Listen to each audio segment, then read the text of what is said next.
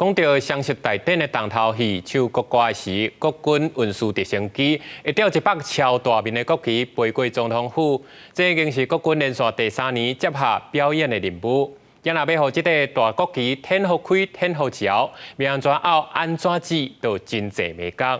那么最近来去探食后场。甲时间走表，4个亚旗手要赶紧把国旗放伫直升机由上国徽正平升90度。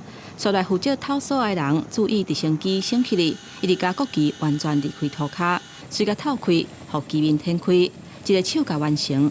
国庆大典就要举行。国军把握每一届练习吊挂国旗的机会。地面就回报，那个国旗的旗尾底部未展开。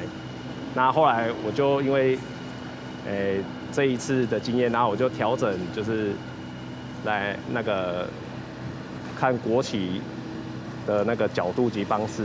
要挂大型的国旗是真无简单，因为飞行的过程当中，飞行机不落配的气流、天气、甲风速等等的因素。任务正在面临突发的状况，包括机面无法度顺利展开，所也无法度完全透开，可能会去颠到等等，考验地面作业人员甲飞行机组人员之间的配合。几个届执行国旗吊挂的正驾驶表示，要甲国旗准时送去总统府，让国旗随风飘扬，飞行的速度是成功的关键。最大的空速为45里，然后我们使最大的空速啊。我们都经过试风的时候来实施测试过，那它可以确保国旗在空中可以凌空的飘扬。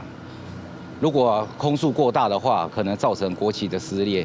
地面的机组人员进驻上山基地训练，以6个人为单位练习制国旗，已经化作是金牌记忆。